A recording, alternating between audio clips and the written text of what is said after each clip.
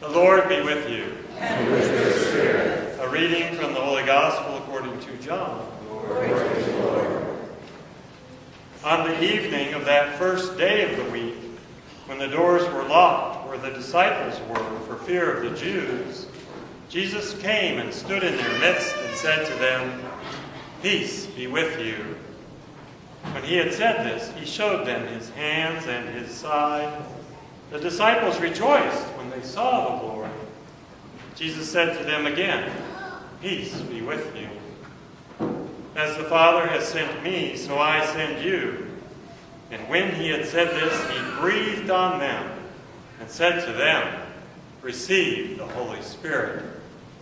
Whose sins you forgive are forgiven them, and whose sins you retain are retained." The Gospel of the Lord. Praise to you, Lord Jesus Christ.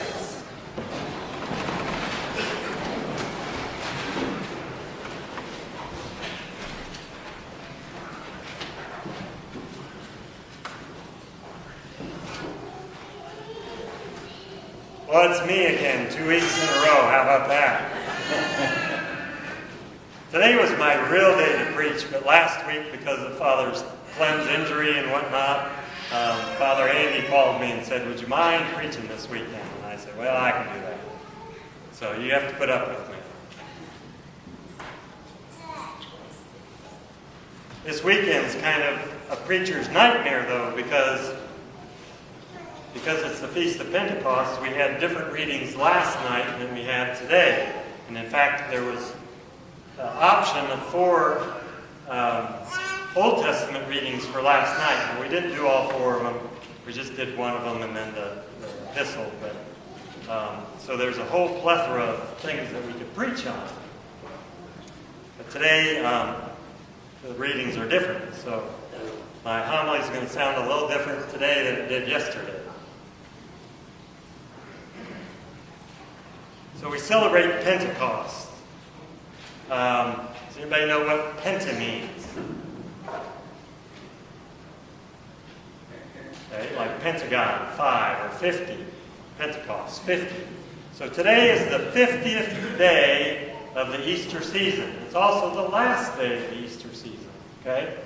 So we had Easter on Easter Sunday. We had 7 full weeks of Easter. Today's an extra day, so we have Pentecost, 50th day. So we celebrate the Easter season for 50 days. As I said, the Easter candle will return to its place back by the baptismal font after today. So we remember that it was on Pentecost that the Holy Spirit came. And we heard that in the first reading from the Acts of the Apostles today. Okay? There was a driving wind, a strong wind sound that was heard, and then tongues as of fire appeared and came upon each of the apostles. If you remember last week, I preached about how Jesus said that when the Holy Spirit came, he would come with power. Okay? So this driving wind, this fire that the Holy Spirit came. And if you remember Father Marty's homily a couple weeks ago, he talked about his knowledge of Greek, and I know less than he knows, but he was talking about pneuma. The fact that the same word that's used in Greek for spirit is the same word that's used for breath. So the Spirit provides us with the breath of life. And in fact, if it weren't for the Holy Spirit, we would cease to breathe. We would cease to live, because only through God's power are we given life. If you remember back in Genesis, God formed Adam out of the clay, and then he breathed life into him. He gave him his Spirit. So he breathed that life into him. Okay?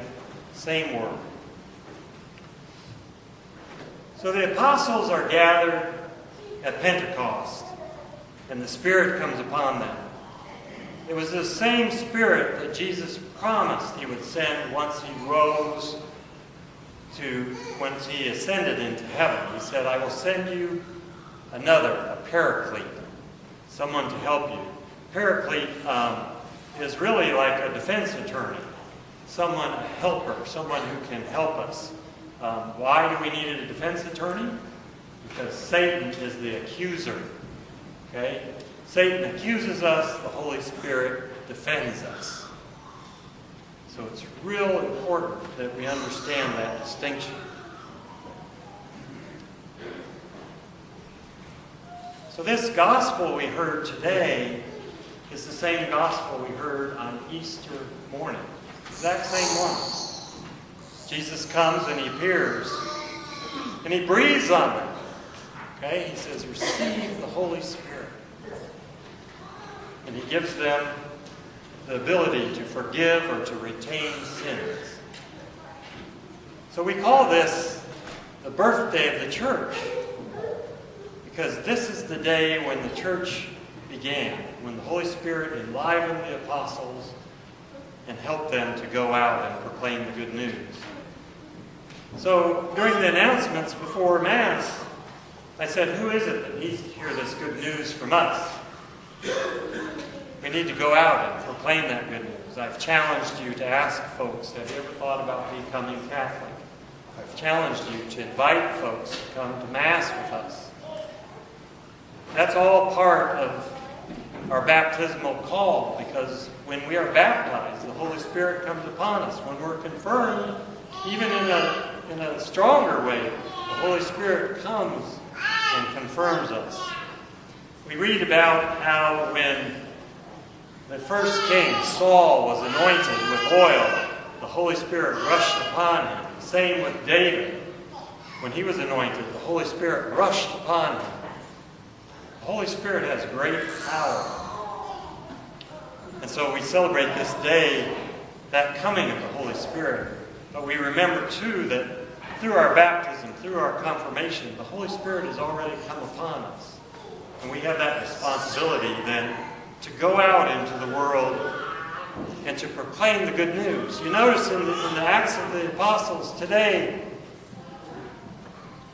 once the Holy Spirit came upon them, they could proclaim about God and everyone could understand them in their own language. And that's the power of the gospel. When you explain it to someone, it's not you that's helping them to understand. It's that same Spirit, that Holy Spirit. So last night's first reading was about the Tower of Babel. If you remember the story of the Tower of Babel, the people said, we're going to build this great tower reaching up into the heavens. And God saw it and he said, lest they think they can do anything on their own, we're going to confuse their speech. So they can't talk to one another, and then they can't do this anymore because they think that they're doing it all on their own. We can do nothing without the Holy Spirit, without the prompting of the Holy Spirit. The Holy Spirit enlivens us, gives us energy, gives us the very breath of our lives. And so, depending on how much we open ourselves to that Holy Spirit will depend on how much we utilize of it. So we're told to rend our hearts, not our garments. Open our hearts to the Holy Spirit. God wants to pour His Holy Spirit within our hearts. And so we have to be open to that and do that. So, in contrast to the Tower of Babel, we read in the Acts of the Apostles today that everyone could understand in their own language. So the Holy Spirit is undoing what was done in the time of the Tower of Babel. So again, we need to go out, we need to proclaim this good news, this good news of Jesus Christ, who came down to show us how to live, to suffer and die for us, but most importantly, to rise from the dead, that we might have resurrection. And He went up to the Father so that they could send the Holy Spirit upon us. I was talking to my young class today. I have 4 boys that I'm teaching, preparing them for baptism, First Communion, and confirmation. And we talked about how when we make the sign of the cross, we remember that it's the Father, and Jesus descends from the Father, and the Son And then the Holy Spirit's the bond of love between the two. And they form a perfect cross. And that's why when we make the sign of the cross, it reminds us of that Holy Trinity that we'll celebrate next week. And it reminds us of our baptism when we were baptized in the name of the Father and of the Son and of the Holy Spirit. You never know who the Holy Spirit will have you talk to. I had an example of this past Friday. I was up at the cathedral, and a man came up to me who I knew some 10 years ago, and I haven't really seen him since. And he came to me and he said, "Deacon Russ," he said, "Oh, you're a deacon now." I wasn't a deacon back then. But he said, "I don't know if you remember," he said, "my wife had a brain tumor. And you came to the hospital and you prayed for her. And she ended up, the doctors were able to take care of most of the brain tumor. She lost a little hearing in one ear and has a little muscle problem on one side of her face, but she's basically better." And he said, "Your prayer was so powerful for my wife." He said, "As a result of your prayer, she returned to the church." And I said, "No." I said, "It wasn't my prayer. It was the Holy Spirit." So you never know when something you say is going to plant a seed within someone, and someday it'll bear fruit. So I challenge you all to spread that good news and allow God to water it and tend to it, because there will be an increase, and there will be a great harvest of 30 or 60 or 100-fold.